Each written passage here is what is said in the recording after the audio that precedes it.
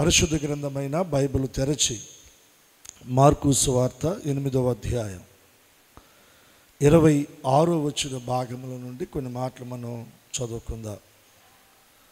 మీరు గమనించండి. మార్కు సువార్త 8వ అధ్యాయం 26వ వచన భాగం.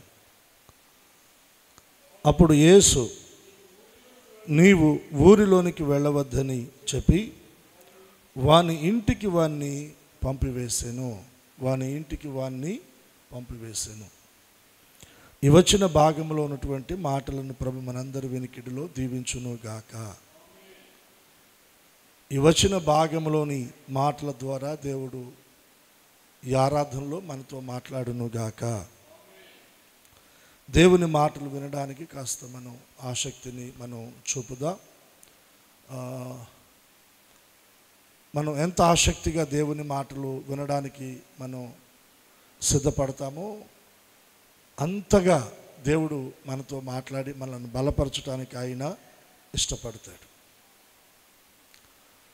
ఇక్కడ ఒక సమూహంగా ఒక 100 మంది లేదా ఒక 150 మంది, ఒక 200 మంది వాక్యాన్ని వింటున్నప్పుడు ప్రకటించబడుతున్న వాక్యము ఒకటే, కానీ ఈ 150-200 మంది ప్రజల్లో వివిధాలుగా దేవుని వాక్యం పనిచేస్తుంది. అందరిలో ఒకే విధంగా పనిచేయదండి. ఎందుకని ఆ వ్యత్యాసం అంటే, వినేవారిని బట్టి దేవుని వాక్యం వారి జీవితంలో క్రియ జరిగిస్తుంది. చాలామంది ఆలోచన ఎలా ఉంటుందంటే, ఈ వాక్య భాగం ఇంతకుముందు నేను చదివాను, విన్నాను, ధ్యానం చేశాను, ఇంకా సేవకులైతే ఈ వాక్యం మీద నేను చాలా సందర్భాల్లో మాట్లాడాను అని కొద్దిగా లైట్గా అంత మనసు పెట్టరు మాట. సో వారు మనసు పెట్టరు కాబట్టి దేవుని వాక్యం కూడా అలాగే వారి జీవితాల్లో కొద్దిగా మాత్రమే పనిచేస్తుంది. అదే మనం ఆసక్తిగా దేవుని మాటలు వినడానికి మనసు పెడితే ఎంత ఆసక్తిని మనం చూపుతామో అంతగా దేవుని వాక్యం మన హృదయ లోతుల్లో క్రియను చేస్తుంది.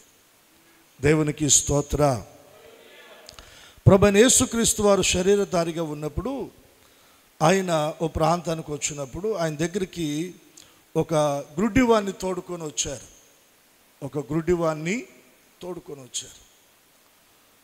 బైబిల్లో మనం గుడ్డివారిని పలు మందిని మనం చూస్తాం.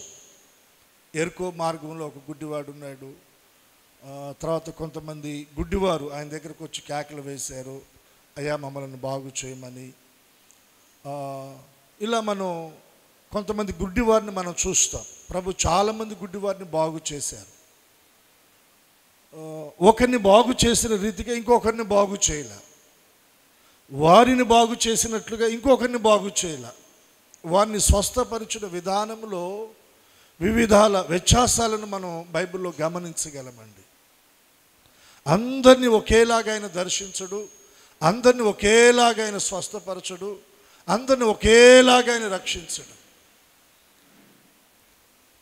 కొన్ని వ్యత్యాసాలు ఖచ్చితంగా మనం చూడగలం.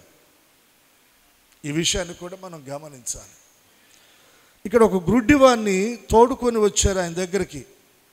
ఆయన ముట్టవలెనని, ఆయన ముడితే వాడు బాగుపడతాడు, స్వస్థపడతాడు, వానికి దృష్టి వస్తుంది, వాడు చూడగలుగుతాడు, వాడి జీవితం బాగవుతుంది, వాడికి వాడుగా నడవగలుగుతాడు, వాడికి వాడుగా తను పని చేసుకోగలుగుతాడు, తన కుటుంబాన్ని పోషించుకోగలుగుతాడు అని కొందరు ఆ గుడ్డివాణ్ణి ఆయన దగ్గరికి తోడుకొని వచ్చారంట.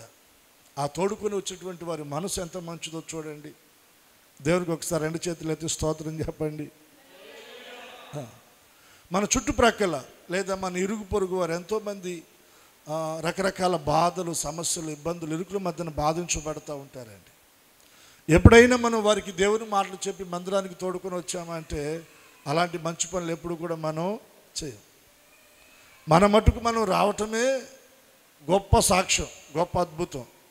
ఇంకా మళ్ళీ ప్రక్కవారిని ఆడ మనం తోడుకొని వస్తాం.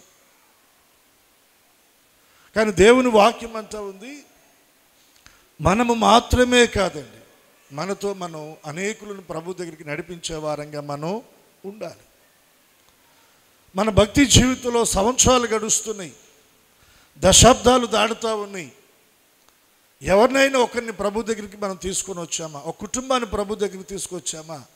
ఒక ఇబ్బందులో ఉన్నవాడిని, ఒక అనారోగ్యంతో బాధపడుతున్నటువంటి వాడిని, ఒక ఆర్థిక సమస్యలతో బాధపడుతున్న వాడిని, వానికి దేవుని మాటలు చెప్పి, ఇదిగో మందిరానికి వెళుతున్నాం, నువ్వు కూడా రా.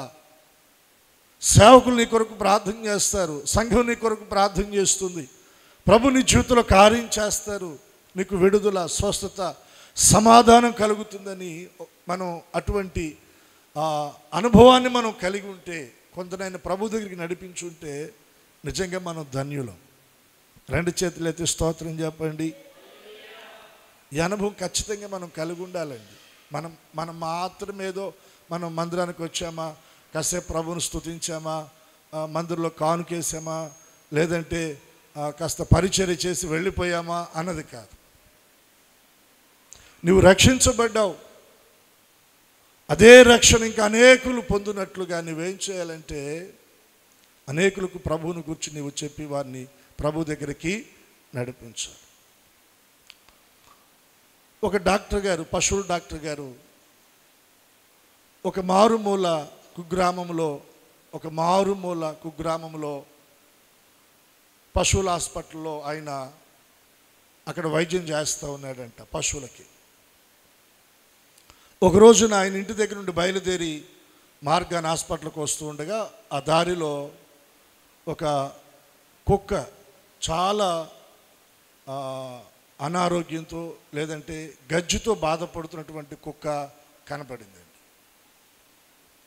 సో దాన్ని గమనించిన డాక్టర్ గారు ఎందుకు ఆయనకు ఒక ఆలోచన, ఇది ఈ గజ్జితో బాధపడుతూ ఉంది, దీన్ని మనం హాస్పిటల్ తీసుకుని వెళ్ళి దీనికి ట్రీట్మెంట్ చేస్తే ఇది బాగవుతుంది, దీన్ని బాగు చేద్దాం అని చెప్పి ఒక ఆలోచన కలిగినటువంటి డాక్టర్ గారుగా ఆయన తనతో ఉన్నటువంటి తన స్టాఫ్లో ఒకరిని పిలిచి ఆ గజ్జి కుక్కను తీసుకొని హాస్పిటల్కి ఆయన తీసుకొని వచ్చి దాన్ని అక్కడ శుభ్రం చేసి దానికి చక్కగా ట్రీట్మెంట్ చేశారు.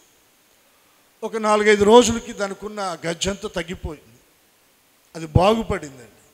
బాగుపడిన తర్వాత అది ఆ హాస్పిటల్లోనే చక్కగా డాక్టర్ గారితో అక్కడ ఉన్న స్టాఫ్ తోటి కలివిడిగా చక్కగా హాస్పిటల్లోనే తిరుగుతూ ఉంది. అక్కడ ఉన్న స్టాఫ్ కూడా దాన్ని చక్కగా చూస్తూ ఉన్నారు, దానికి కావాల్సిన ఆహారం ఇస్తూ ఉన్నారన్నమాట.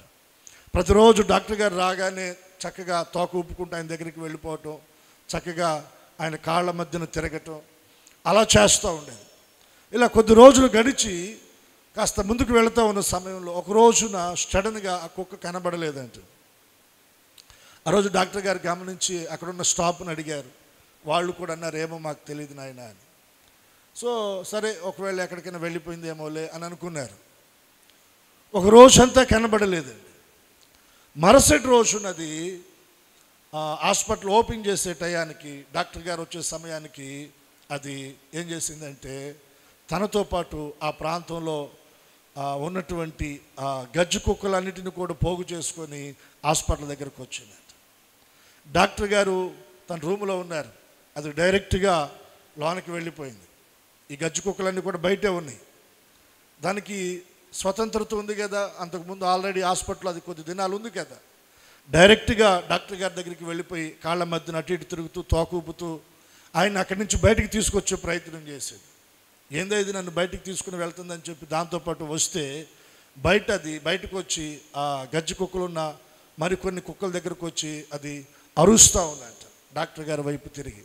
ఏంటి అంటే దాని బాధ, ఇదిగో నేను గతంలో ఇదే జబ్బుతో, ఇదే వ్యాధితో, ఇదే గజ్జితో బాధపడ్డాను, నన్ను మీరు బాగు చేశారు, ఇదే జబ్బుతో బాధపడుతున్న మరికొన్ని కుక్కలు ఉన్నాయి, వాటిని కూడా నీవు బాగు చేయవా అన్నట్టుగా అది అరుస్తూ ఉందంట. డాక్టర్ గారు దాన్ని విశ్వాసాన్ని, దాని కృతజ్ఞతను చూసి ఆయన చాలా సంతోషించి మిగిలినటువంటి ఆ కుక్కలన్నిటిని కూడా మరి స్టాఫ్తో చెప్పి వాటిని లోనికి తీసుకుని వెళ్ళి వాటికి కావాల్సిన ట్రీట్మెంట్, వైద్యాన్ని చేసి అవన్నీ కూడా బాగుపడేటట్టుగా చేసాడంట. ఎందుకు ఈ సందర్భాన్ని నేను మీకు జ్ఞాపకం చేస్తూ ఉన్నానంటే, ఒక కుక్క తను బాగుపడిన తర్వాత తన వలె గతంలో తను ఎంత బాధపడిందో అదే బాధలో ఉన్న మరికొన్ని కుక్కలు కూడా బాగుపడేటట్లుగా వాటిని ఎక్కడికి తీసుకొని వచ్చింది, తను ఎవరైతే బాగు చేశారో ఆ వైద్యం దగ్గరికి వాటిని తీసుకొని వచ్చింది. మన జీవితంలో కూడా మనం బాగుపడ్డాం. దేవుని ద్వారా మనం మేలు పొందాం, స్వస్థత పొందాం, రక్షణ పొందాం. అనుదినమైన కృపను మనం అనుభవిస్తున్నాం. ఆయనలో ఉన్న సంతోషాన్ని మనం అనుభవిస్తున్నాం. ఈ కృప అనుభవించిన వారు, ఈ సంతోషం లేని వారు ఇంకా ఎంతోమంది ఉన్నారండి. వారిని ప్రభు దగ్గరికి నడిపించే బాధ్యత ఎవరిదంటే రక్షించబడిన ప్రతి ఒక్కరిది. దేవునికి 2 చేతులెత్తి స్తోత్రం చెల్లిద్దాం. రక్షించబడిన నీ మీద ఆ బాధ్యత, ఆ భారము దేవుడు మోపాడు. చాలామంది ఏమనుకుంటారంటే ఇది పాస్టర్ గారు వాళ్ళదండి. పాస్టర్ గారు వాళ్ళది కాదండి, ప్రతి ఒక్కరిది. ప్రతి ఒక్కరు ఈ బాధ్యత కలిగి ఉండాలి. మీరు గమనించండి, మార్కు సువార్త 8వ అధ్యాయం 22వ వచనంలో మనం ఆ మాటలు చూస్తాం. అంతలో వారు బెత్సాయిదాకు వచ్చిరి. అప్పుడు అక్కడి వారు ఆయన యొద్దకు ఒక గుడ్డి వాణ్ణి తోడుకొని వచ్చి వానిని ముట్టవలెనని ఆయనను వేడుకొనిరి. గుడ్డివాడు వేడుకోలా. ఆ గుడ్డివాణ్ణి ఎవరైతే తీసుకొని వచ్చారో వారు ప్రభు దగ్గర వేడుకుంటూ ఉన్నారు. అయ్యా, ఇదిగో మేము చూసాం, మా కన్నులతో మేము చూసాం. ఇదిగో నువ్వు పలానా గుడ్డివాణ్ణి బాగు చేసావు. ఇదిగో పలానా పట్టణంలో, పలానా ప్రాంతంలో, పలానా గ్రామంలో పలానా వారిని నువ్వు బాగు చేసావు. మా ప్రాంతంలో కూడా ఇదిగో ఈ గుడ్డివాడు ఉన్నాడయ్యా, కళ్ళు లేవు, గుడ్డివాడు ఎంతో బాధపడుతున్నాడు. ఒకసారి వీడిని కనికరించయ్యా. నువ్వు తాకితే, నువ్వు ముడితే వీడు బాగుపడతాడు, వీడు స్వస్థపడతాడు, నువ్వు ముట్టు నాయనా అని వారు ఏం చేశారంటే వేడుకున్నారంట. ఇంకా మన భాషలో అర్థమయ్యేటట్టు చెప్పుకోవాలంటే వాని కొరకు వీరేం చేశారంటే ప్రార్థన చేశారు. ఏం చేశారు? ప్రార్థన చేశారు. మన ఇరుగు పొరుగు, మన స్నేహితులు, బంధువులు ఎవరైతే అనారోగ్యంతో ఉన్నారో, ఎవరైతే బాధల్లో ఉన్నారో, ఎవరైతే ఇబ్బందుల్లో ఉన్నారో, ఎవరైతే ఇరుకుల్లో ఉన్నారో ఖచ్చితంగా వారి కొరకు మనం ప్రార్థన చేయాలి. వారి కొరకు ప్రార్థించే భారం మన హృదయంలో ఉండాలి. ఎవరు ఎటుపోతే, ఎవరు ఎలా బ్రతికితే మనకెందుకులు అనుకోకూడదండి. అది క్రీస్తు యేసునకు కలిగిన మనసు కాదు. ఇంకొకరి బాధను మనం పంచుకోవాలి, ఇంకొకరి కష్టాన్ని మనం పంచుకోవాలి, వారి కొరకు మనం ప్రార్థించాలి, వారి కొరకు ప్రభు పాదాల దగ్గర మనం వేడుకోవాలి, విజ్ఞాపన చేయాలి. అప్పుడు మన విషయమై తండ్రి సంతోషిస్తాడు. వాని విషయమై వారు వేడుకున్నారంట. ఏం జరిగింది చూడండి, 23వ వచనం. ఆయన గుడ్డివాణ్ణి చేయి పట్టుకొని ఊరి వెలుపలకి తోడుకొని పోయి వాని కన్నుల మీద ఉమ్మివేసి వాని మీద చేతులుంచి నీకేమైనా కనబడుచున్నదా? ఇది కొంచెం డిఫరెంట్గా లేదండి. ఒక గుడ్డివానికి ఏమో బురద చేసి బురద పూసాడు. సిలోయమ్మను లోయలో ఆ కోనేటి దగ్గరికి వెళ్ళి కడుక్కోమని చెప్పాడు. ఓ గుడ్డివాని ఏమో నీ విశ్వాసం నిన్ను స్వస్థపరిచింది, దృష్టి పొందమని చెప్పాడు. కానీ ఇక్కడ వీని మీద ఏం చేశాడంట? వాని చేయి పట్టుకొని ఊరి వెలుపలకి తీసుకొని వెళ్ళి వాని కన్నుల మీద ఉమ్మి వేసి వాని మీద చేతులు ఉంచాడు. వాని కన్నుల మీద ఉమ్మి వేశాడు, వాని మీద చేతులు ఉంచాడు, వాడిని ముట్టాడు. ప్రభు అడుగుతున్నాడు, నీకేమైనా కనబడుతుందా? నీకేమైనా కనబడుతుందా? అప్పుడు వాడిచ్చిన సమాధానం ఏంటంటే, అయ్యా కనబడుతుంది, కానీ మనుషులు నాకు కనబడుచున్నారు, కానీ వారు ఎలా కనబడుతున్నారు? చెట్ల వలె నుండి నడుచుచున్నట్లు నాకు తేటైన దృష్టి లేదు. మనుషులు ఎలా కనబడుతున్నారంట? చెట్లు వలె కనబడుతున్నారు. అంటే ఇప్పుడు చెట్లను చూస్తే ఎలా కనబడతారు? మనోడికి మనుషుల్లాగా కనపడతారు. రివర్స్ అంటే దృష్టి విధానము, తేటైన దృష్టి ఇంకా వానికి రాలా. చూపులో లోపం కనబడతా ఉందండి, చూపులో లోపం కనబడతా ఉంది. ఇక్కడ నేను మీకు ఒక మాట చెప్తున్నాను, మన దృష్టి ఎలా ఉండాలంటే తిన్నగా ఉండాలి. ఎలా ఉండాలి చెప్పండి? బైబిల్లో కొన్ని రకాల చూపులు ఉన్నాయి అంట. ఓర చూపు, వంకర చూపు, విషపు చూపు, మోహపు చూపు, అసూయతో చూసే చూపు, ఇటువంటి కొన్ని రకాల చూపులు ఉన్నాయి. అయితే మన చూపు ఎలా ఉండాలంటే తిన్నగా ఉండాలి, వంకరగా ఉండకూడదండి. ఆ వస్తువు ఏదైతే అదే స్పష్టంగా మనం చూడగలగాలి. ఒకటి మరొకటిగా కనబడటం ఏంటి? తప్పు కదా. అది చూపులో లోపం కనబడుతూ ఉంది. ప్రభు అడిగితే తను స్పష్టంగా ప్రభు దగ్గర ఒప్పుకున్నాడు, అయ్యా నాకు మనుషులు కనబడుతున్నారు, కానీ వారు ఎలా కనబడుతున్నారంటే చెట్ల వల్లే కనబడుతున్నారు.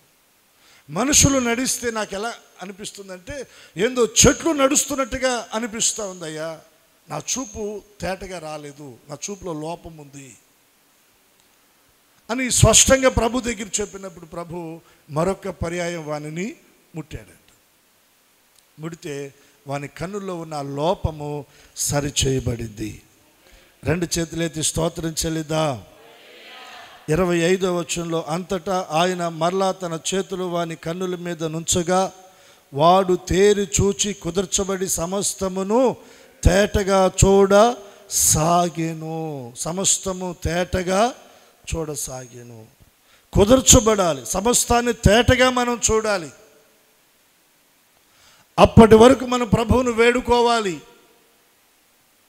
నా కన్నులను ముట్టయ్యా, నా దృష్టిని ముట్టయ్యా, ఈ కళ్ళల్లో దోషము ఉండకూడదు, ఈ కంటి చూపులో ప్రభా కల్మషం ఉండకూడదయ్యా, నేను తేటగా చూడాలి, కుదర్చబడి సమస్తము తేటగా నేను చూడాలి అని మనం ప్రభువుని వేడుకుంటే ఆయన మరలా ఎన్ని మార్లైనా ఆయన మనలను ముడతాడు. మరొక్కసారి అన్న పదాన్ని అక్కడ మనం చూస్తున్నామా లేదా? చూడండి, అంతటా ఆయన మరలా తన చేతులు వాని కన్నుల మీద నుంచగా వాడు తేరి చూచి మరలా ఆయన తన చేతులు వాని మీద ఉంచాడంట. వాడు తేటగా చూడాలన్నదే యేసయ్య ఉద్దేశం. నీ జీవితం బాగవ్వాలి, నీ కుటుంబం బాగవ్వాలి, నీ స్థితిగతులు బాగవ్వాలి, దాని కొరకే అయినా మరలా ఆయన నిన్ను దర్శిస్తాడు, మరలా ఆయన నీతో మాట్లాడతాడు, మరలా ఆయన నిన్ను తడతాడు. ఎందుకంటే నువ్వు కుదర్చబడినటువంటి వ్యక్తివై, నీ జీవితము బాగై, నువ్వు తేటగా చూడాలన్నది, నువ్వు మంచిగా బ్రతకాలన్నదే యేసయ్య యొక్క ఉద్దేశం. దాని కొరకైనా నీ కొరకై మరలా ఆయన నిన్ను దర్శిస్తాడు. దేవుని వాక్యం అంటా ఉంది, లోబడనొల్లని ప్రజల వైపు దినమెల్లా ఆయన తన చేతులను చాపాడంటండి. ఎవరు చాపుతారు? ఒకసారి పిలుస్తారు, 2 సార్లు పిలుస్తారు, రాకపోతే 3వసారి ఏమంటారు? పోరా నీ కర్మ అంటారు. అవునా కాదా? కానీ యేసయ్య ప్రేమ ఎంత గొప్పది, నీ ఎడల ఆయన చూపుతున్న వాత్సల్యత ఎంత గొప్పది. మొండిగా నీవు తిరుగుబాటు చేస్తున్నా, మూర్ఖత్వంతో నీవు తిరుగుబాటు చేస్తున్నా, ఆయన నీ ఎడల ప్రేమనే కనపరుస్తున్నాడు, వాత్సల్యతనే కనపరుస్తున్నాడు. మరలా నీకు ఒక అవకాశం ఇస్తున్నాడు. ఆయన మరలా ఆయన నీ వైపు ఎదురు చూస్తూ ఉన్నాడు. ఎంత ప్రేమ అండి ఆయన ప్రేమ. మరొక్కసారి ముట్టి వాడు కుదర్చబడి వాడు తేటగా చూచేటట్లుగా వాడిని మరలా ముట్టాడంట. వాడు బాగుపడ్డాడు, తేటగా వాడు చూడగలుగుతున్నాడు. 2 చేతులెత్తి స్తోత్రం చెల్లిద్దాం.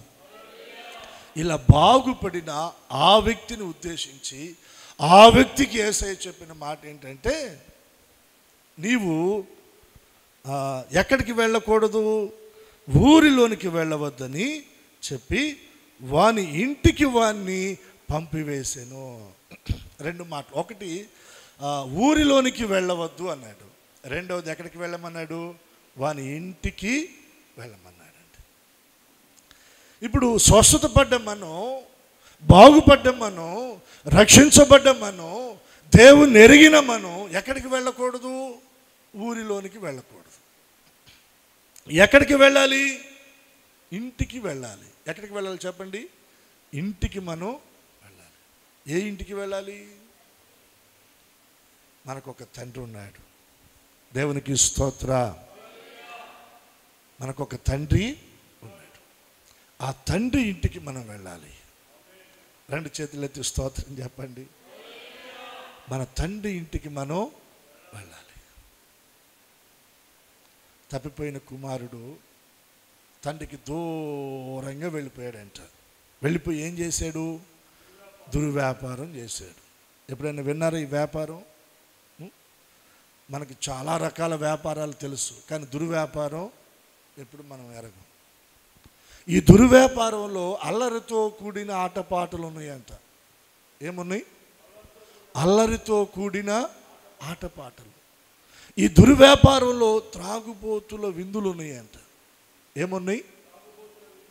ఈ దుర్వ్యాపారంలో చేయదగని విగ్రహారాధన సంబంధమైన కార్యక్రమాలు ఉన్నాయంట.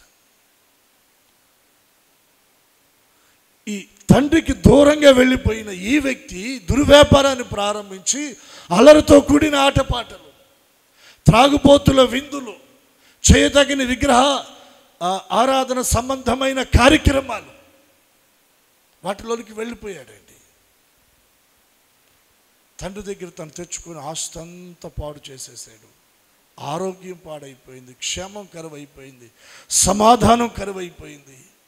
తన దగ్గర ఉన్న డబ్బులన్నీ అయిపోయేటప్పటికి తనతో ఉన్న స్నేహితులందరూ కూడా వెళ్ళిపోయారు. కడుపు నింపుకోవాలని ఆశపడుతున్నాడు. కడుపు నింపుకోవడానికి అతనికి ఏమీ దొరకటం లేదు. 10 దినాలు వాని దగ్గర ఉండి వాని దగ్గర డబ్బులతో సరదాగా ఖర్చులు పెట్టుకున్న స్నేహితులు ఉన్నారు కదా. ఇప్పుడు మనోడు మరి ఆకలితో ఉంటే ఎవరైనా ఒక పూట భోజనానికి పిలిస్తే ఆకలితో ఎందుకుంటాడు? తన స్నేహితులు తనకు అక్కడికి రాలా, అక్కడ తన ఆకలి తీర్చేదానికి రాలా.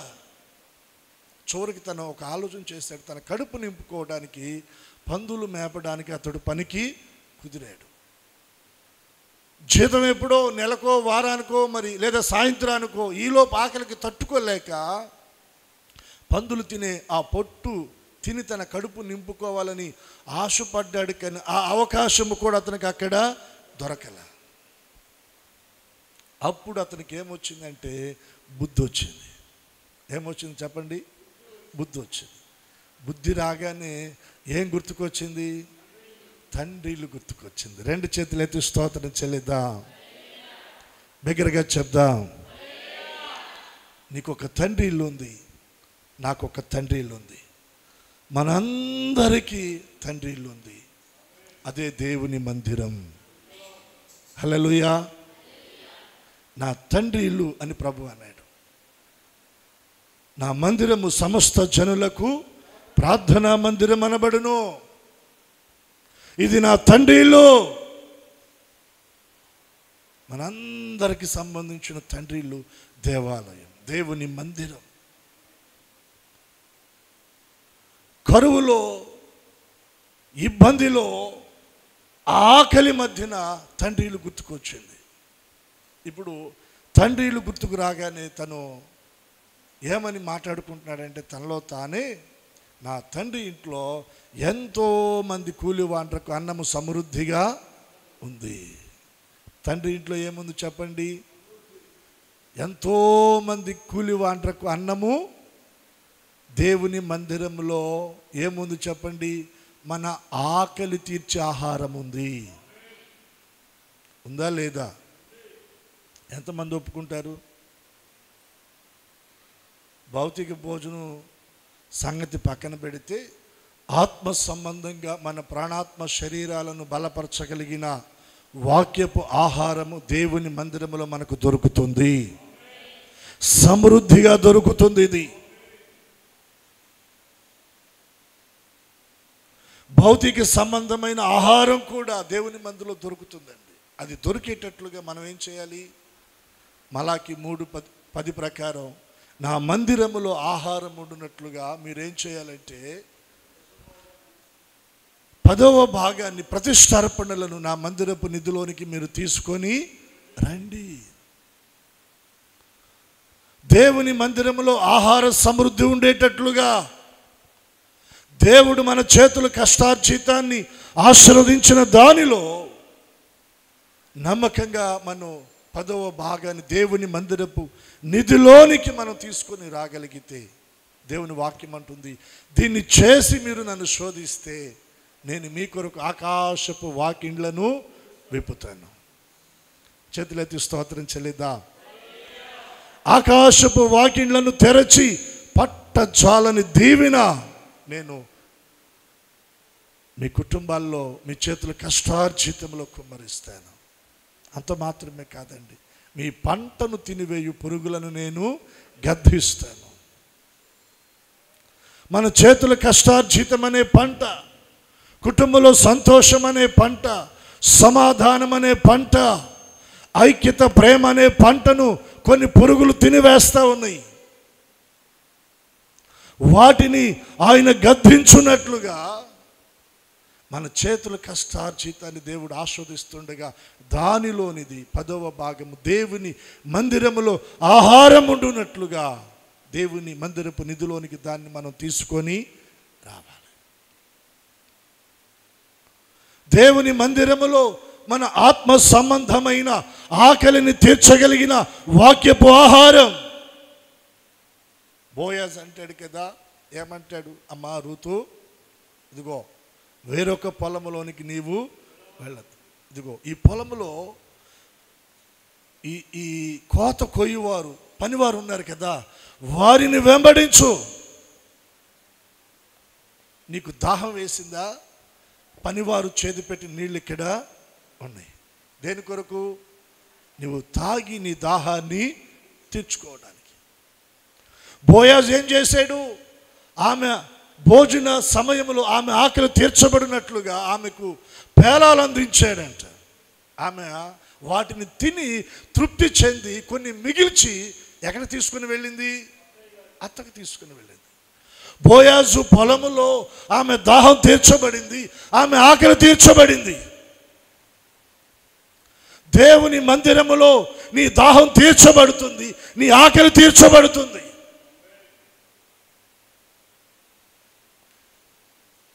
ఆ పందుల దగ్గరున్న ఆ కుమారుడు, చిన్న కుమారుడికి తండ్రిలు గుర్తుకొస్తే వెంటనే తను ఏమనుకుంటున్నాడు? నా తండ్రి ఇంట్లో ఎంతో మంది కూలివాండ్రకు అన్నము సమృద్ధిగా ఉంది. దేవుని మందిరములో నీ ఆకలి తీర్చగలిగిన ఆహారం ఉంది, నీ దాహాన్ని తీర్చగలిగిన ఆ పానీయం ఉంది. అక్కడ నీ అవసరతను తీర్చగలిగిన క్రీస్తు యేసునందు మహిమలో ఆ మహా ఐశ్వర్యం అక్కడ దాగుందండి.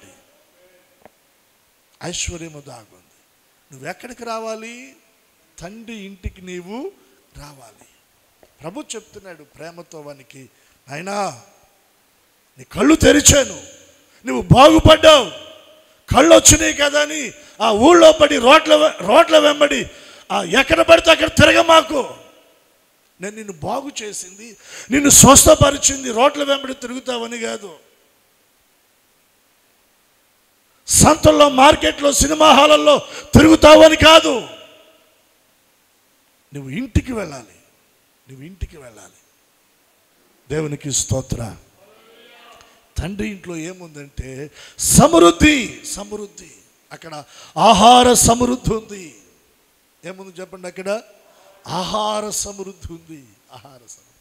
ఇక్కడైతే నేను ఆకలికి, నేనంటే నువ్వు బయట ఎక్కడున్నా ఆకలితో చచ్చిపోతావు. దేవుని మందిరంలోనికి నువ్వు వస్తే ఆయన నీ ఆకలి తీరుస్తాడు. గట్టిగా చప్పట్లు కొట్టి ప్రభు నామాన్ని గణపరుద్దాం. ఇది ప్రభు మాట, నా మాట కాదండి. నాకు వేరుగా ఉండి మీరు ఏమియు, నా యందు మీరు, మీ యందు నా మాటలు నిలిచి ఉన్న ఎడల మీకు ఏది ఇష్టమో అది నేను మీకు ఇస్తాను. తీగ ద్రాక్షవల్లిలో నిలిచి ఉంటేనే అది ఫలిస్తుంది. ద్రాక్షవల్లి నుండి తీగ వేరు చేయబడితే అది మొదటగా ఎండిపోతుంది. వాడిపోతుంది, ఎండిపోతుంది. ఎండిపోయిన వాటిని మనుషులు పోగు చేసి ఒక చోట వేసి అగ్నితో దానిని కాల్చివేస్తారు.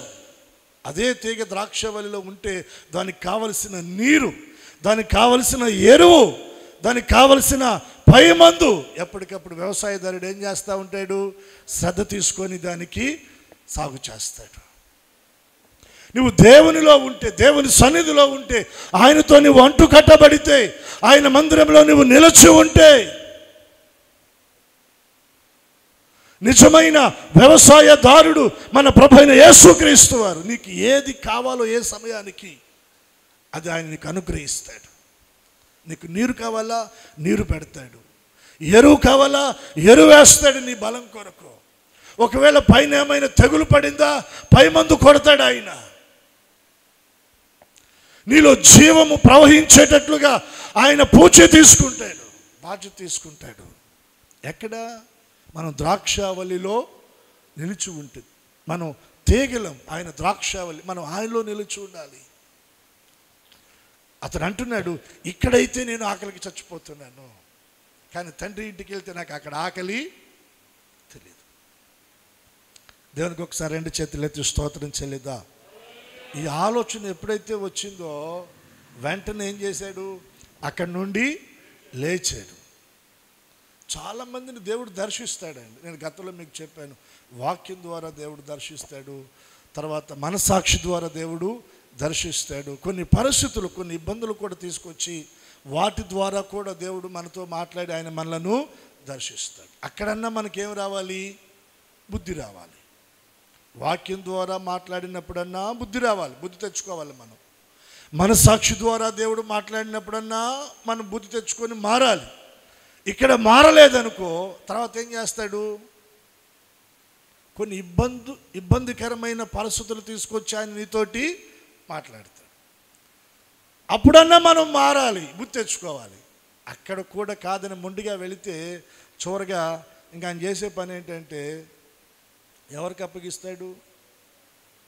శిక్షకు అప్పగిస్తాడు, తర్వాత ఇక మరణానికి అప్పగిస్తాడు. చేయగలిగేది ఏమీ ఉండదండి. ఓ కొలను, ఒక చెరువులో ఆ చెరువు సాగు చేస్తున్నటువంటి ఆ యజమాని చిన్న చిన్న పిల్లలు వేసాడు ఆ చెరువులో. వాటికి కావలసిన ఆహారం, ఆక్సిజన్ అన్నీ అందిస్తూ ఉన్నాడు. కొంతకాలం అయిపోయింది, చేపలన్నీ పెద్దవైనాయి. ఇప్పుడు ఆ చెరువును సాగు చేస్తున్న యజమాని ఆ చేపలన్నిటిని పట్టుకోవాలి అని ఆలోచనతో మంచి మంచి వలలు సిద్ధపరిచి కొంతమంది పనివారిని రెడీ చేసి ఆ చెరువులో ఆ వలలు విసిరి ఆ చేపలన్నీ కూడా వలలో ఒడ్డుకు క్షేమంగా రావాలని చాలా జాగ్రత్తగా ఆ పని వాళ్లకు ఆ బాధ్యతను అప్పగించారు.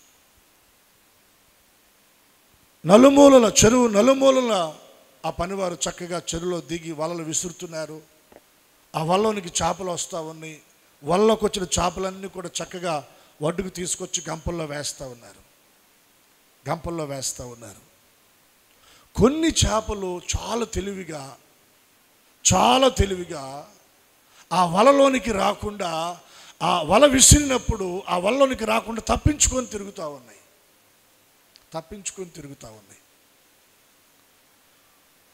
ఇది ఆ చెరువు సాగు చేస్తున్న యజమానుడు దాన్ని గుర్తించాడు. అరే,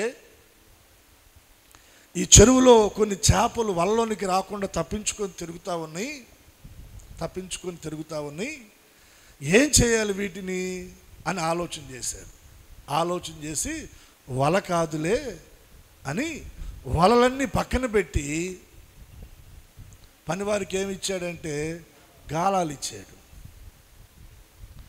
పోనీ గాలం వేస్తే గాలానికి వచ్చి తగులుకుంటుంది ఆ చేప, అది తెలివి కలిగింది కదా. అందుకని ఈ చెరువు సాగు చేస్తున్న యజమాని ఏం చేశాడు తెలుసా? వాటిని పట్టుకోవడానికి ఆ పనివారికి ఎరలు ఇచ్చాడు. ఆ గాలాలకు ఎరలు పెట్టి గాలాలు వేశారు చెరువులో. ఈ తెలివైన చేపలు, కొంతమంది అనుకుంటారు మేమే తెలివి కలిగిన వాళ్ళమని.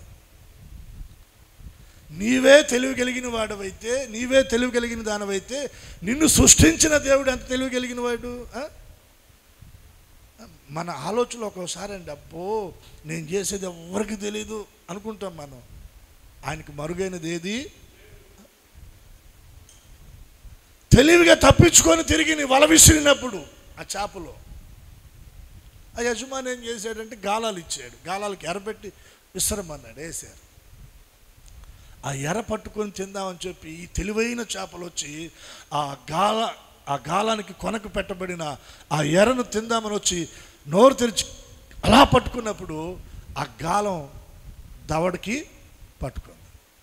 ఎప్పుడైతే ఆ గాలాన్ని చేప కొరికిందో ఒడ్డునున్న ఆ పనివానికి అది అర్థమవుతుంది. వెంటనే ఒక్క ఇసురుడితోటి ఆ గాలాన్ని పైకి లాగగానే ఆ గాలం ఆ చేప దవడకు పట్టుకొని ఆ చేపని ఇసురున ఒడ్డున పడేస్తుంది.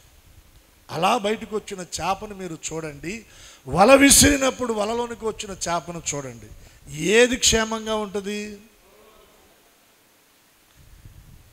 మంచిగా చెప్పినప్పుడు వింటే పద్ధతిగా ఉంటుంది. దేవుడు మన జీవితాలను కడతాడు, మన కుటుంబాలను ఆయన దీవిస్తాడు. కాదు కూడదంటే కొన్ని ఇబ్బందులు పెడతాడు. అప్పటికీ కాదన్నావు అనుకో, తర్వాత గాలం వేస్తాడు, ఎక్కడో సరిసి ఒక్కటేస్తాడు. అప్పుడప్పుడు తల్లులు అంటారు, ఏరా ఏంది ఈపి విమానం మోత మోగాల అంటుంటారు. దేవునికి ఒకసారి 2 చేతులు ఎత్తి స్తోత్రం చెప్పండి. ఎవరైనా కోరుకుంటారు పిల్లలు ఆ మాట అనగానే వెంటనే గెర్రమని తిరిగి అమ్మా చెప్పమ్మా ఏంది ఏంది అమ్మంటావు అంటుంటారు. సో దేవుని వైపు కూడా మనం అలా తిరగగలిగితే నిశ్చయముగా మనం క్షేమంగా ఉంటామండి. చాలామంది వినరు. ఆ గాలం దవడకు తగులుకున్నప్పుడు దాన్ని లాగినప్పుడు ఆ దవడ చీల్చుకొని వచ్చుద్ది, గాయాల పాలై వచ్చుద్దండి. ఎందుకు మనకి గాయాలు, ఎందుకు మనకు దెబ్బలు? దేవుడు మనల్ని దర్శిస్తున్న కాలంలో మనం ఆయన వైపు తిరిగితే ఎంత మేలు, ఎంతగా మనం దీవించబడతాం. ఈ తప్పిపోయిన కుమారుడు మొదట చెప్పినప్పుడు వినలా, రెండవసారి చెప్పినప్పుడు వినలా. ఇప్పుడు ఇబ్బందుల కొలిమిలోనికి తీసుకొని వచ్చి ఆ ఇబ్బందులను బట్టి దేవుడు అతనితో మాట్లాడుతూ ఉండగా ఇప్పుడు అతనికి బుద్ధి వచ్చిందంట. బుద్ధి వస్తే తండ్రిలు గుర్తుకొచ్చింది. మరి మనకు బుద్ధి వస్తే? ఆ మధ్యకాలంలో ఒక ఆమెకి గేదె చాలా అయిందండి. గేదెకి అదేదో అయ్యి బాగోలా, పాలు ఇవ్వటంలా ఒక 4 రోజులు చూసింది, 5 రోజులు చూసింది. ప్రార్థన చేసుకోవాలిగా, కొలకలు ఊరిపోయి ఆ తాయితు తీసుకొచ్చి కట్టింది. అది తీసుకొచ్చి కట్టిన 3 రోజులకి దూడ చచ్చింది. ఇప్పుడు ఒక ఇబ్బంది కలిగిందంటే దాని వెనుక మన వైపు ఏ లోపం ఉంది, ఎక్కడ మనం ఒకవేళ తొట్టిల్లాము, ఎక్కడ మనం సరి చేసుకోవాలి, ఎక్కడ దేవుని వైపు తిరగాలి, ఎక్కడ మనం మోకరిల్లాలి, ఎక్కడ మనం దేవుని దగ్గర ప్రార్థన చేసుకోవాలన్న ఆలోచన మనకు కలగాలి. కానీ మన ఆలోచన లోకం వైపు వెళ్ళింది అనుకోండి, మనం నష్టపోతాం. ఇంకొక ప్రయత్నం చేయాల, బుద్ధి వచ్చింది, ఇక చాలు, నా తండ్రి ఇంట్లో ఎంతోమంది కూలివాండ్రకు అన్నము సమృద్ధిగా ఉంది, ఇక్కడ నేను ఆకలికి చచ్చిపోతున్నాను. వెంటనే బుద్ధి రాగానే అక్కడ నుండి ఏం చేశాడు? లేచాడు, తండ్రి ఇంటికి అడుగులు వేస్తున్నాడు. వెళ్ళేటప్పుడు తనలో తను మాట్లాడుకుంటున్నాడు. ఏమని? నేను తండ్రి దగ్గరికి వెళ్తాను, ఒకవేళ తండ్రి ఎరా మొండికేసి ఆస్తి అంతా తీసుకుని వెళ్ళిపోయావు, ఆస్తి అంతా వేసులతో పాడు చేసావు, దుర్వ్యాపారం చేసి పాడు చేసావు, ఇట్లా తయారై వచ్చావు, చిచి ఇక నా కొడుకు లేడనుకుంటాను, చచ్చిపోయాడు అనుకుంటాను, నాకు కనపడకుండా వెళ్ళిపో. ఒకవేళ ఇలా అంటాడేమో. అలా అంటే నేనేం చేయాలి? ఆయన అలా అనకముందే నేను ఇలా నా తండ్రి దగ్గర నేను ఒప్పుకుంటాను. ఏమని? తండ్రి, నీకు విరోధంగా నేను పాపం చేశాను, పరలోక రాజ్యానికి విరోధంగా పాపం చేశాను, ఇక నీ కుమారుని అనిపించుకోవడానికి కూడా నా దగ్గర అర్హత లేదు. నీ దగ్గర ఉన్న పనివారిలో ఒక పనివాడిగా నేను ఉండేటట్లుగా నాకు ఒక్క అవకాశం నీ ఇంట్లో ఇయ్యా. ఇలా నేను తండ్రి దగ్గర నేను ప్రాధేయపడి చెప్పుకుంటానని తన మనస్సులో తను ప్రార్థన సిద్ధపరచుకుంటున్నాడండి. నిజమైన పశ్చాత్తాపం మన గుండెల్లో పుడితే ఖచ్చితంగా ప్రార్థన వచ్చేస్తుందండి. చాలామంది ప్రార్థన రావటం లేదండి, ప్రార్థన నడిపింపు రావటం లేదండి అంటారు. ప్రార్థన నడిపింపు రావాలంటే మొదట మనలో పశ్చాత్తాపం కలగాలి. పశ్చాత్తాపం ఆ హృదయ లోతుల్లో నుండి ప్రార్థన మొలకెత్తి అలా వచ్చేస్తుందండి, వచ్చేస్తుంది. ఎవరు నేర్పారు అతనికి ప్రార్థన? ఎంత చక్కగా ప్రార్థన చేసుకుంటున్నాడు. తండ్రి, నీకు విరోధంగా నేను పాపం చేశాను, పరలోక రాజ్యానికి విరోధంగా పాపం చేశాను, ఇక నీ కుమారుని అనిపించుకోవడానికి నా దగ్గర అర్హత లేదు, నీ దగ్గర ఉన్న పనివారిలో ఒక పనివాడిగా నేను ఏదో పని చేసుకుని బ్రతుకుతాను, ఒక అవకాశం ఇయ్యా, ఒక అవకాశం ఇయ్యా, నేను నా మనసు మార్చుకుంటాను, నా బ్రతుకు మార్చుకుంటాను, నా క్రియలు దిద్దుకుంటాను ప్రభా, ఇక బుద్ధిగా ఉంటానయ్యా, ఒక్క అవకాశం ఇయ్యా అని బ్రతుకులాడుకుంటానని అంటున్నాడు. ఇది ఎక్కడి నుంచి వచ్చింది? పశ్చాత్తాపు లోతుల్లో నుండి వచ్చింది. తండ్రి దగ్గరికి వస్తున్నాడు. తండ్రి వాడిని ఇంకా దూరంగానే చూశాడంట. దూరంగానే చూశాడు. తను అనుకున్నట్లు అక్కడ లేదు సిచ్యువేషన్. వాడు ఇంకా దూరముగా నుండగానే తండ్రి వాణిని చూచాడు. ఇతను నెమ్మదిగా అడుగులు వేస్తూ ఉన్నాడు. తండ్రి మాత్రం పరుగున వచ్చి వాని మీద పడి వాని కౌగిలించుకొని వాని మెడ మీద ముద్దు పెట్టుకున్నాడంట. చప్పట్లు కొట్టి దేవుని నామాన్ని గణపరుద్దా. నీ తండ్రి ఇంటి వైపు నువ్వు అడుగులు వేయగలిగితే, నువ్వు నెమ్మదిగా అడుగులు వేస్తూ ఉంటే నీ తండ్రి నీ కొరకు పరిగెత్తుకుంటూ వచ్చి నీ మీద పడిపోతాడు. ఆయన ప్రేమ అంతది. నీ మీద పడి నిన్ను కౌగిల్లోనికి తీసుకుని నీ మెడ మీద పడి ముద్దు పెట్టుకుంటాడు ఆయన. దూరంగా చూడగానే నా తండ్రి నా ఇంటికి వస్తున్నాడు నా బిడ్డని ఎంత ఆయన సంతోషంగా పరిగెత్తాడు. మెడ మీద పడి ముద్దు పెట్టుకున్నాడు. కానీ ఈ వ్యక్తి అంటున్నాడు, తండ్రి నీకు విరోధంగా నేను పాపం చేశాను, నన్ను క్షమించయ్యా. పరలోకానికి విరోధంగా నేను పాపం చేశాను, క్షమించయ్యా. నీ కుమారుని అనిపించుకోవడానికి అర్హత లేదయ్యా. నీ పనివారిలో ఒకనిగా ఇవేమి పట్టించుకోవట్లే. ఆయన ముద్దు పెట్టుకున్నాడు.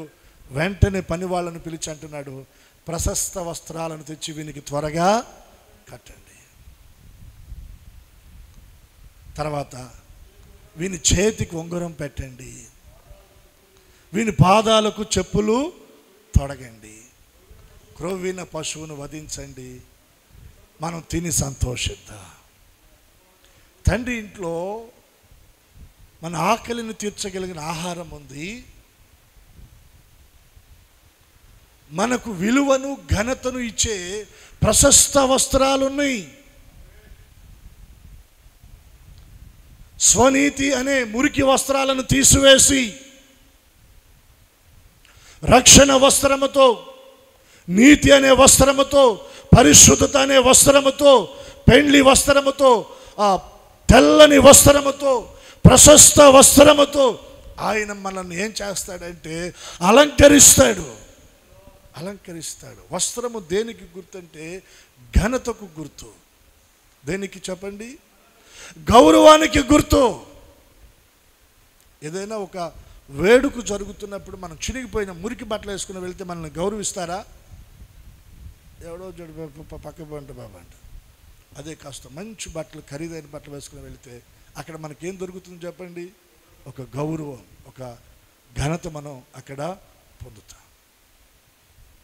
తండ్రి ఏం చేస్తా ఉన్నాడు? ప్రశస్త వస్త్రాలు, చాలా ఖరీదైన బట్టలు వీనికి కట్టండి. తండ్రి ఇంట్లో నీ కొరకు ప్రశస్త వస్త్రాలు ఉన్నాయి. అందుకనే యేసయ్య వాడిని అంటున్నాడు, నేను నిన్ను బాగు చేసింది నువ్వు ఇక్కడే రోడ్ల వెంబడి తిరగటానికి కాదు, ఊర్లో అక్కడక్కడ తిరగటానికి కాదు, నువ్వు ఇంటికి వెళ్ళు, అక్కడ నీకు ప్రశస్త వస్త్రాలు ఉన్నాయి. ఆ ప్రశస్త వస్త్రాలతో నీవు అలంకరించబడాలి. అంటే రక్షణ వస్త్రాలతో మనము అలంకరించబడాలి.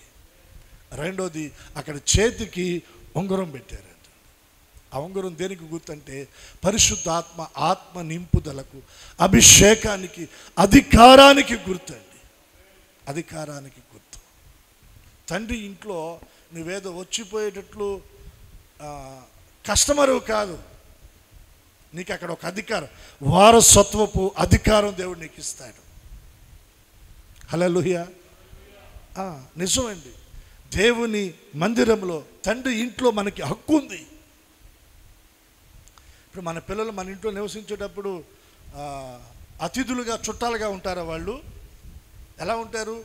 హక్కుదారులుగా ఉంటారు. వారికి ఏది కావాలన్నా తల్లిని, తండ్రిని హక్కుపూర్వకంగా అడిగి తీసుకుంటారు. రిక్వెస్ట్లో ఉండవు, అధికారం ఉంటుంది. అలాగే తండ్రి ఇంట్లో మనం ఉంటే అక్కడ మనకు అధికారం. పరిశుద్ధ ఆత్మ దేవుడు తన ఆత్మతో ఆయన మనల్ని ముద్రిస్తాడు. ఎఫ్ఎస్సి పత్రికలు ఆ మాటలు మనం చూస్తామండి. ఎప్పటి వరకు? ప్రభు రాకడ పర్యంతం, ఆయన రాకడ వరకు ఆత్మతో సంచకరువను ముద్రతో మనం ముద్రించబడతాం. సీలు వేయబడుతుంది మనకి. ఇదిగో ఇతను నా కుమారుడు, ఈమె నా కుమార్తె, నా రక్తము చేత కడగబడి పరిశుద్ధపరచబడి నీతిమంతునిగా, నీతిమంతురాలుగా తీర్చిదిద్దబడినటువంటి నా బిడ్డని ఒక సీలు ఆత్మ ద్వారా నీవు ముద్రించబడతావు. నీకు హక్కు వస్తుంది. అదే ఉంగరం. రక్షణతో అలంకరించబడతావు. ఆత్మతో నింపబడి వారసత్వపు హక్కును పొందుతావు. తర్వాత ఏమన్నాడంటే, ఇతని పాదాలకు చెప్పులు తొడగండి. పాదాలకు చెప్పులు తొడగండి. ఈ చెప్పులు సమాధానానికి సాదృశ్యం. దేనికి చెప్పండి? సమాధానం. ఎఫ్ఎస్సి పత్రికలోనే ఆ మాట కూడా ఉంటుంది. చూడండి, మీరు చూపిస్తాను.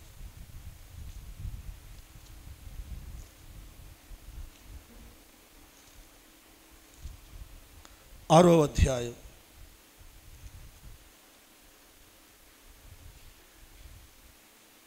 15వ వచనం.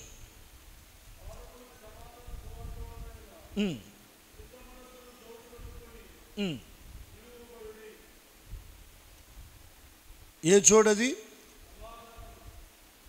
చెప్పండి అందరూ ఒకసారి. సమాధానమనే జోడు, పాదములకు సమాధానము, సువార్త వలనైన సిద్ధ మనసు జోడు తొడుగుకొని నిలువబడుడి. ఈ జోడు, ఈ చెప్పులు దేనికి సాదృశ్యంగా ఉన్నాయంటే, సమాధాన సువార్త వలనైన సిద్ధ మనస్సును జోడు.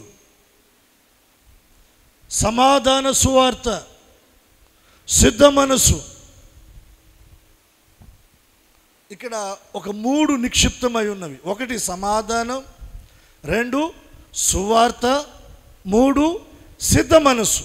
ఇవన్నీ కలిపి మాట్లాడాడండి. తండ్రి ఇంట్లో మనకి సమాధానం. సమాధానములో మనం ఇంకొక పాత్ర పోషించాలి. ఏంటది? సువార్త వలనైనా. ఈ సమాధానం నువ్వు ఎలా పొందుకున్నావో దాన్ని సువార్త రూపంగా నువ్వు చెప్పడానికి సిద్ధంగా ఉండాలి. 3వది సిద్ధ మనస్సు. మనసు అటు ఇటు పరిగెత్తకుండా దేవుని కొరకై నీ మనసును నువ్వు సిద్ధపరచుకోవాలి. దేవుని కొరకై నీ మనసును నీవు సిద్ధపరచుకోవాలి. మనసు అనే నడుమును నీవు కట్టుకోవాలి. ఇవన్నీ కూడా ఎక్కడ ఉన్నాయి అంటే మనకు తండ్రి ఇంట్లో ఉన్నాయి. వాని పాదములకు మీరు చెప్పులు తొడగండి అని తండ్రి చెప్తా ఉన్నాడు. వెంటనే పనివారు తీసుకొచ్చి చెప్పులు వాని పాదాలకు తొడిగారు. ఇప్పుడు వానికి సమాధానం వచ్చింది. ఎవరితో? తండ్రితో. తండ్రి ఇంటి వారితో సమాధానం వచ్చింది. స్వజనులు, రక్త సంబంధికులతో సమాధానం ఏర్పడింది. సమాధానం ఏర్పడిన తర్వాత తండ్రి అంటున్నాడు, ఒక మంచి క్రొవ్విన దూడను, పశువును మీరు వధించండి. ఆ పశువును మీరు వధించి చక్కగా ఆ వంటకాలన్నీ కూడా సిద్ధపరిచి విందును రెడీ చేయండి. మనమందరము కలిసి తిని సంతోషిద్దాం. 2 చేతులైతే స్తోత్రం చెల్లిద్దాం. ఆ పందుల దగ్గర పొట్టు తిని తన కడుపు నింపుకోవాలనుకున్నాడు, కానీ అవకాశం అతనికి అక్కడ దొరకలేదు. తండ్రి ఇంట్లో క్రొవ్విన పశువు. తనకి సర్వెంట్ చేయడానికి, పరిచర్య చేయడానికి ఆ డైనింగ్ టేబుల్ దగ్గర ఎంతోమంది పనివారు చుట్టూ ఉన్నారండి.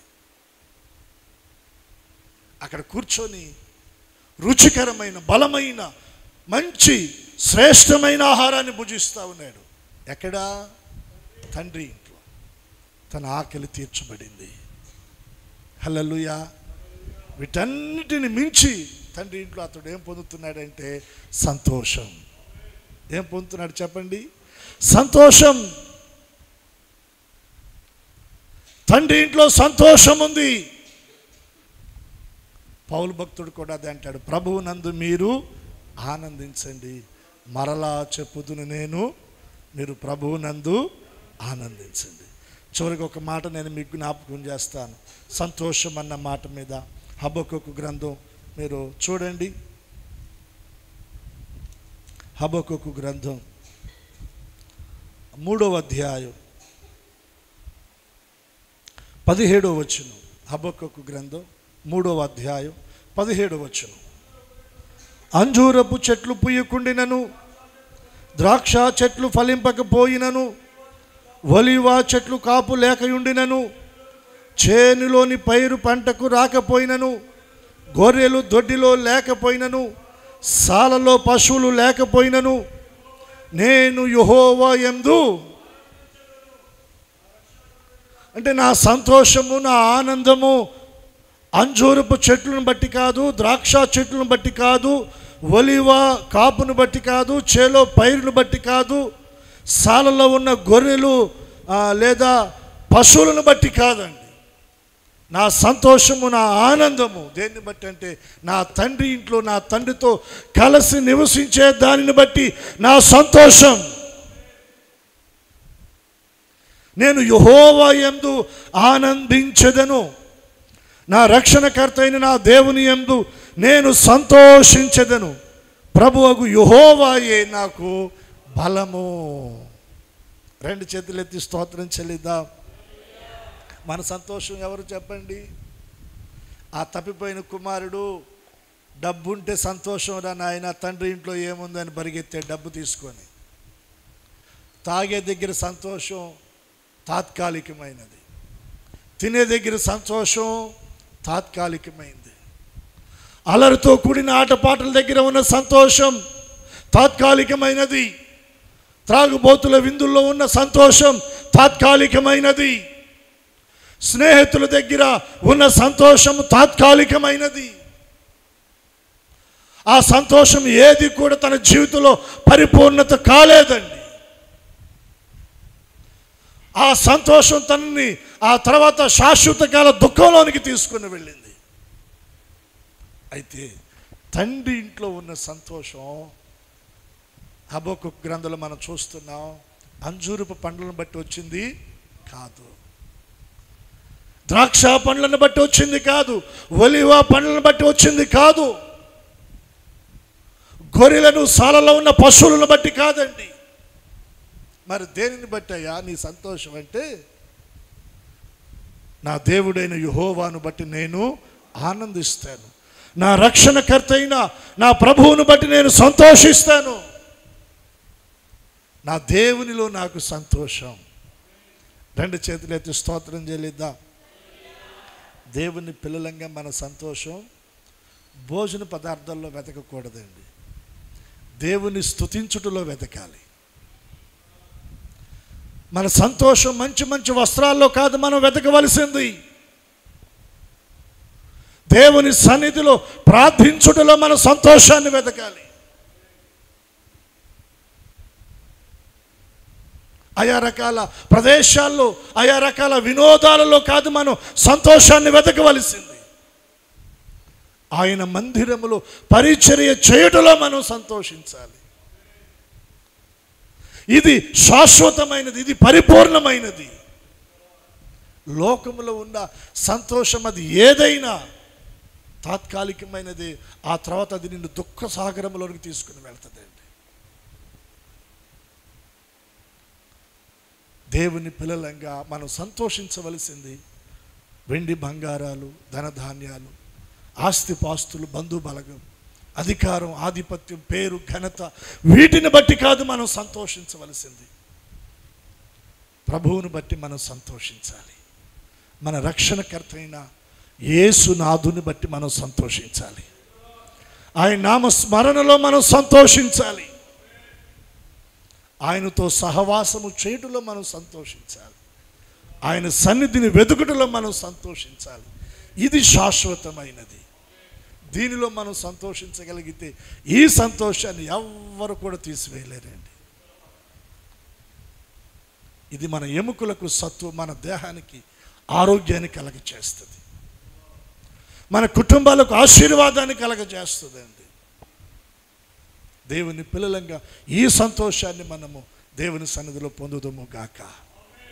తండ్రి అంటున్నాడు, మంచి క్రొవ్విన పశువును వధించండి, విందు ఏర్పాటు చేయండి, మనం తిని సంతోషిద్దాం. తండ్రి ఇంట్లో సంతోషం. అందుకనే ఆ గుడ్డివానితో ప్రభు చెప్తున్నాడు, నాయనా నువ్వు ఎక్కడికి పడితే అక్కడికి వెళ్ళమాకురా. నువ్వు ఎక్కడికి వెళ్ళాలి? ఇంటికి వెళ్ళు, నీ తండ్రి ఇంటికి వెళ్ళు. అక్కడికి వెళితే అక్కడ నీకు ప్రశస్త వస్త్రాలు తొడుగుతారు, అక్కడ నీ చేతికి ఉంగరం తొడుగుతారు, అక్కడ నీ పాదాలకు చెప్పులు తొడుగుతారు, అక్కడ నీ కొరకు శ్రేష్టమైన ఆహారం ఉంది. తండ్రి ఇంట్లో నీకు సంతోషం ఉంది. ఈరోజు చాలామంది దేవుని మందిరాన్ని విడిచిపెట్టి తిరుగుతూ ఉన్నారు లోక సంబంధమైన సంతోషాల కొరకు. కానీ ఏదో ఒకరోజు దెబ్బతింటారు, ఆ సంతోషం వారి జీవితంలో ఆవిరైపోతుంది. కానీ దేవుని సన్నిధిలో సంతోషిస్తున్న మన సంతోషం ఖచ్చితంగా పరిపూర్ణం అవుతుంది.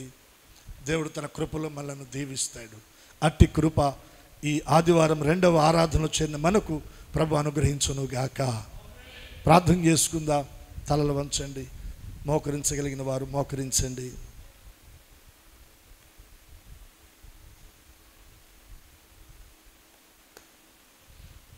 ప్రార్థన చేసుకుందాం. ప్రార్థన చేసుకుందాం. ప్రభు మన కన్నులు తెరిచాడు. కన్నులు తెరవబడిన మనం ఊరిలోనికి వెళ్ళక మనం తండ్రి ఇంటికి వెళ్ళాలి. తండ్రి ఇంటికి మనం వెళ్ళాలి. మనకంటూ ఒక తండ్రి ఇల్లు ఉంది, దేవుని మందిరం ఉంది, దేవుని సన్నిధి నిలిచే స్థలం ఉంది మనకు. దేవుని మందిరానికి మనం వెళ్ళాలి. నువ్వు నీ అడుగులు ఎక్కడ పడుతున్నాయి, ఎక్కడికి వెళుతున్నావు నీవు ఒకసారి నువ్వు ఆలోచన చేయి. ఈ మధ్యాహ్న కాల సమయంలో ఆ గురుడివాని కనులు తెరిచి ప్రభు వానికి చెప్తున్నాడు, నువ్వు ఊరిలోనికి వెళ్ళవద్దు, నువ్వు ఇంటికి వెళ్ళు. తండ్రి ఇంట్లో ఏమున్నాయో మనం స్పష్టంగా చూసాం. ఈ మధ్యాహ్న కాలపు ఆరాధనలో మనం తండ్రి ఇంట్లో నివసించే వారంగా ఒక తీర్మానం ప్రభు దగ్గర చేసుకుందాం.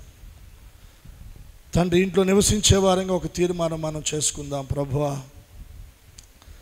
ఈ మధ్యాహ్న కాల సమయంలో నాయన తండ్రి ఇంట్లో నివసించే వ్యక్తిగా నేను ఉండాలని కోరుకుంటున్నాను, ఆశపడుతున్నాను. ప్రభా, మీరు నాకు సహాయం చేయండి. తండ్రి ఇంటిని నేను ప్రేమించాలి, తండ్రి ఇంట్లో నేను నివసించాలి, తండ్రితో సహవాసము చేయాలి. తండ్రి అయ్యా, నాకు మీరు సహాయం చేయండి. అడుగుదామా? అందరము చేతులెత్తి ప్రభు దగ్గర అడుగుదామా? యేసయ్యా, నేను తండ్రి ఇంట్లో ఉండాలి, తండ్రి ఇంట్లో నేను నివసించాలి. అడుగుదాము. ప్రభు దగ్గర నోరు తెరిచి ప్రార్థన చేసుకుందాం. మౌనంగా ఉండకుండా ప్రార్థన చేసుకుందాం. ప్రభు, నన్ను దర్శించండి అయ్యా, నన్ను దర్శించండి. కృప చూపండి అయ్యా, తండ్రి కృప చూపండి అయ్యా అని ప్రార్థన చేసుకుందాం. వెతబడిన మాటలు మన హృదయాల్లో ఫలించున్నట్లుగా పాస్టర్ గారు ప్రార్థన చేస్తారు. అందరం ప్రార్థనలో ప్రభు సన్నిధిలో ఉందాం. పరిశుద్ధ తండ్రి, ప్రేమించిన యేసయ్య, నీకు వందనాలు స్తోత్రాలు చెల్లిస్తున్నాం తండ్రి. ఈ పునరుద్ధానపు 2వ ఆరాధనలో మేమందరము నీ సముఖంలో సమకూర్చబడి నేను స్తుతించే గొప్ప భాగ్యమునిచ్చారు. ఇంతవరకు నీ సన్నిధి నుంచి నడిపించారు దేవా. ఇగో పాటల ద్వారా మీరు మహిమ పొందుకున్నారు. వాక్యం ద్వారా నీ దాసులు నిలబెట్టుకొని ఇగో నాయన నీ దాసుని నోట నీ శ్రేష్టమైన వర్తమానం మాకు అందించినందుకే నీకు స్తోత్రాలు. అను స్వామి, ఆ గుడ్డివాణి కళ్ళు తెరచి దేవా, నువ్వు ఊరిలోనికి వెళ్ళక ఇంటికి వెళ్ళమని సెలవిచ్చిన దేవుడు. తండ్రి ఇంటి అనుభవంలో మేము నిలిచి ఉండే అనుభవం దయచేయమని ప్రార్థిస్తున్నాం. దేవా, నీకు స్తోత్రాలు. తండ్రితో సహవాసం చేసి తండ్రితో నిలిచి నాయన మేము కలిసి ఆనందించి సంతోషించే అనుభవం మాకు దయచేయమని ప్రార్థిస్తున్నాం. ఎత్తబడిన ప్రతి మాట అందరూ హృదయములో నీరు కట్టి ఫలింపు దయచేయండి. మహిమ మీరు పొందుకోమని యేసు నామములో అడుగుచున్నాము తండ్రి. ఆమేన్.